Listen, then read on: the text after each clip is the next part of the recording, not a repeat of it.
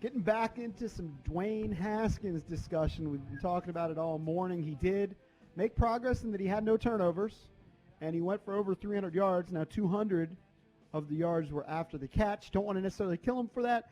Look, the screen passes, that was certainly part of the game plan. I wasn't overly impressed by his play. And if you go to thefandc.com, Rick Snyder has a column about the critical play, which is that fourth down call where Ron Rivera said that it was a test to see what Haskins would do and how he'd respond. Snyder writes Haskins flunks the test when needed the most. But I wanted to point to an interesting quote from Ron Rivera. So he was asked about it, and he said this is something that he's got to learn. If he's going to be a starter in this league and contribute to winning football games, he has to understand and develop. I'm telling you, you read the tea leaves more and more, and we just heard Coach Hugh Jackson say it, he's not Rivera's guy. And Rivera and the organization do not seem convinced that he's even a starter in the league.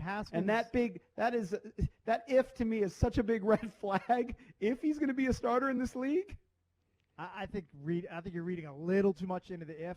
But Haskins is just in a weird spot where the previous regime didn't want him, and it looks like the current regime isn't clearly enthralled with him. So he's like a man without an island at this point. Like the guys who were in charge earlier didn't want him and didn't draft him. He was clearly the pet pick of the owner, Dan Snyder, and he certainly hasn't won over Ron Rivera at this point. Yeah, it so might not in be a fair. weird spot. It may not be fair, but you just heard Hugh Jackson talk about it, that you have these pressures when you're a coach and you have this responsibility to your team. And Rivera talked about that last week, and if your quarterback just isn't good enough, yes, he doesn't have much help. Yes, the offensive line isn't great, and he doesn't have all these weapons. But you owe it to your team to put a better quarterback out there. Look, he's dead last in QBR. Dead last. 32 guys. Jeff Driscoll's ahead of him. Nick Mullins, I believe, is ahead of him. And Mullins was bad last night. Right. Look, you guys seem to think that the Rams game is winnable. Okay, maybe it is. If he goes out there and plays, maybe doesn't go 32 for 45 for 315, but if he goes out there and plays turnover-free, shows some more signs in addition to what he did yesterday, maybe they get the win. If they don't get the win, maybe it's a close loss. Maybe that's enough equity to get him to the Giant game. But I would certainly give him. Look, I would give him the whole year, but I understand that the voices are getting louder. I would say Giant game at minimum, and you got to beat the Giants 1 out of 2 times. You just do. They're just so bad. But if he looks really bad in the Ram game, okay. I mean, maybe since Rivera thinks that this division could be winnable, maybe he goes to someone else. I would be surprised, but we'll see. The quote from the head coach, Ron Rivera, was, "It's Dwayne's game going into this week, and we'll see how things unfold." Yeah, it's week to week. I mean, there's just not a lot of belief coming from the head coach. He's over Dwayne Haskins. Raise your hand if you believe he's going to be Ron Rivera's starter next year. It's hard to imagine at this point. But it's still the good news is, if you're Dwayne Haskins, you didn't lose the job this week. Right. You're going to get another start. But, depending on how the week goes, because if you actually, I know that it's likely, but he says, depending on how the week unfolds. Well, I mean, they're looking at the film. They're looking at the decisions. Yeah. Right? They're looking at the accuracy. They're looking at, is he hitting the right guy and those sorts of things. They really did not like the film of that Ravens game. I mean, that Browns game. They really did not like it. I don't think they love the Cardinals game either. Well, the tone just changed dramatically from after that game to the next morning. Yep. They saw a bunch of huge red flags. And there still are a few red flags that we saw yesterday. The situational awareness stuff. The taking sacks when you shouldn't. He didn't pass that. He didn't. It's kind of like whack-a-mole. Like, okay, he didn't throw a pick, but man, he's taking some bad sacks. And man, that's a bad decision right there. And so you can't just every week have different things that you got to fix. At some point you got to have, like, I don't want to say a flawless game, but a pretty darn good game where you kind of check all the boxes. I mean, and he hasn't done that yet. almost nobody would give him an A for his performance yesterday. No. Some maybe a B, but we threw out a poll. Over 2,000 people responded.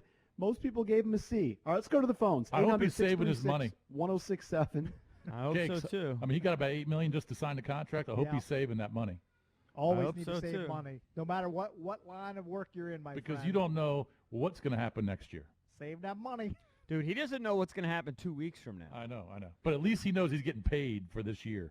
Yeah. Next year, who knows where he'll be. If he's going to be here, then obviously he'll get his contract. But since he signed for so much money up front, and let's just say he's a career backup from here on out after this year, save that money. You can make a lot of money as a career backup. I know. I'm just telling you. You can. Look at Chase Daniel's portfolio. You would be blown away by how much I know. money he's made as Crazy. a backup in this league. Crazy. All right, let's go to line one. Let's go to Terry in Danville. Where's that, in Virginia? It near is in you, Lurch? Virginia, yes. Yeah. Terry, what's up? Yeah, You're going with the Junks. Hello, Junks. How you guys? What's Hey, up, how bro? are you, buddy? Cool. Yes, I don't want to be biased at all. I really believe from the beginning that, they should have started Kyle Young. Kyle and Allen? He has experience. Yeah, I'm sorry, Kyle Allen. He has experience. He knows the offense. I believe one criteria you must have as a pocket passer, you must be accurate. And Lord knows that this guy, he just doesn't have accuracy. And You know what? You bring You up know, a good I'm just- point, though, Terry, because typically when you think of the inaccurate guys, they tend to be the mobile guys. The guy, right?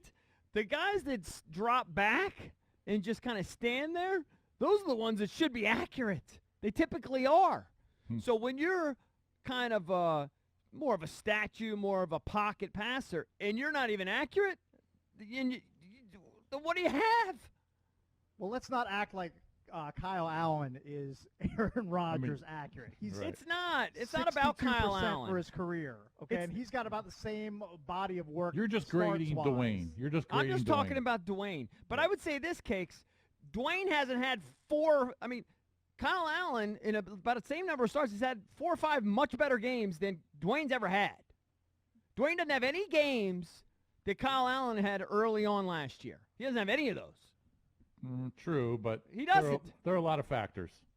Okay, but he doesn't have any games like those.